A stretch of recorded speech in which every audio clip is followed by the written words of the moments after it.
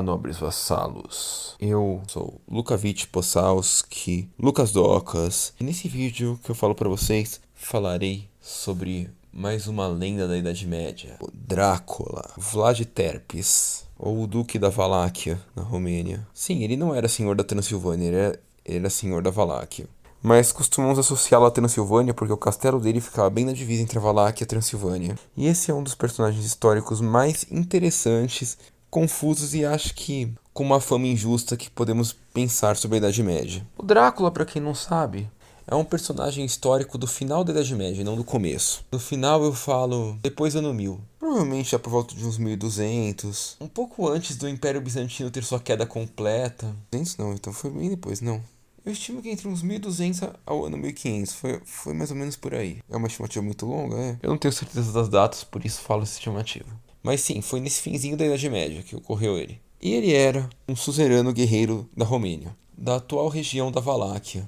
Em especial, seu castelo ficava nas montanhas, nas divisas com a Transilvânia. E ele era um senhor. Alguns relatos o dizem como um rei, outros apenas como um duque, um nobre grande, filiado ao Sacro Império Romano Germânico. Como eu não sei ao certo exatamente o que ele era, não vou definir aqui, mas vou falar de todas as possibilidades. Ou até como conde também. Mas ele era senhor de um território pequeno e um território fortemente atacado pelos turcos otomanos. Porém, Vlad Tepes, esse era o nome dele, ele era um grande guerreiro, mas mais que isso, ele era um estrategista. E seu grande feito foi defender a Europa dos muçulmanos e proteger o cristianismo na Europa. Sim, o verdadeiro Drácula era cristão e foi um herói cristão. É bizarro falar isso, pode parecer, mas o verdadeiro Drácula foi um herói cristão que impediu que a Europa se tornasse um continente islâmico. Ele é conhecido como o Empalador, porque o empalamento e a guerra com lanças, a guerra de guerrilha, foram características da tática militar dele. Ele não tinha um exército tão grande quanto os turcos otomanos. Ele tinha um grande conhecimento do território dele, coisa que os otomanos não tinham. Porque na Turquia não há florestas muito densas, então os turcos são habituados com planícies, com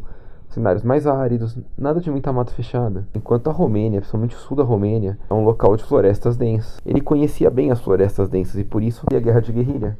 Pegava seus inimigos pela retaguarda. Com o conhecimento do território, ele conhecia todos os vales e gargantas profundas das montanhas e os encurralava nelas. Ele também tinha um conhecimento mais avançado sobre a pólvora do que os povos da época da Idade Média. Há indícios de que o Drácula tenha sido um dos primeiros líderes militares europeus medievais a utilizar a pólvora e canhões, que na Romênia ele está mais exposto ao Império Bizantino e às rotas de comércio com o Oriente, então ele tinha acesso mais fácil a essas tecnologias que vinham lá da China e de outras regiões distantes. Com esses conhecimentos militares, ele tinha alguma facilidade de reverter a desvantagem numérica do seu exército em relação aos turcos otomanos.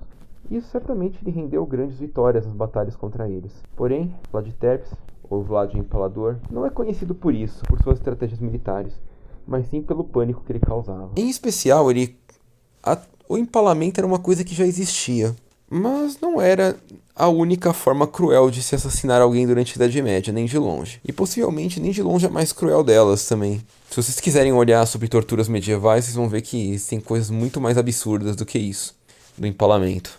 Mas ele sabia de uma coisa: os islâmicos se ofendiam com o empalamento. Além de ser uma cena trágica e horrível de se ver, ele sabia que pela cultura islâmica, eles também, os turcos lá, se ofendiam com isso. Isso assustava mais ainda.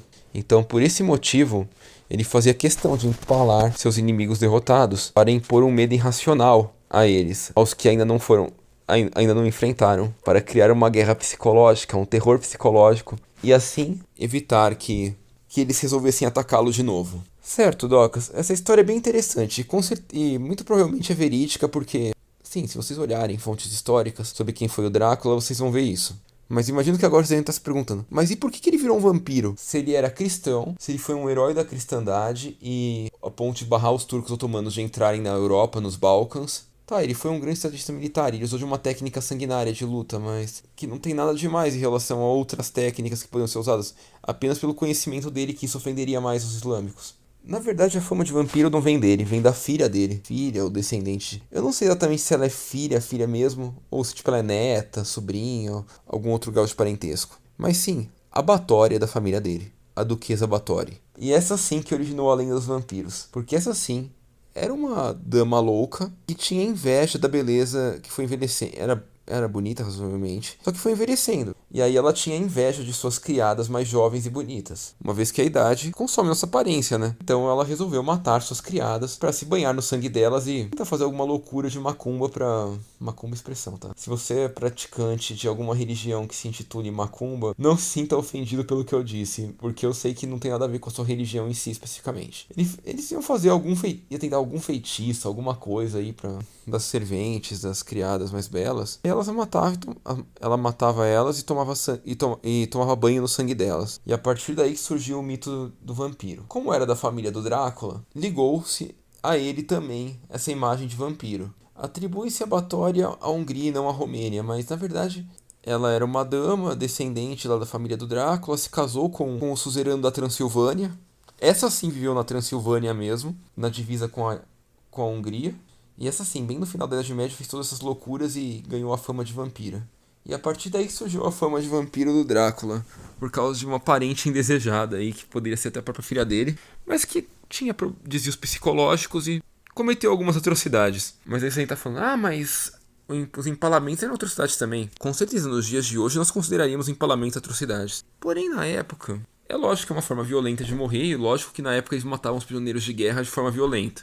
Essa foi apenas uma forma que ele escolheu para causar repulsa aos muçulmanos, conhecendo a cultura deles. E acho que por esse vídeo é isso, nobres vassalos. Obrigado, espero que tenham gostado dessa lenda medieval aqui do Drácula que contei para vocês. E até a próxima.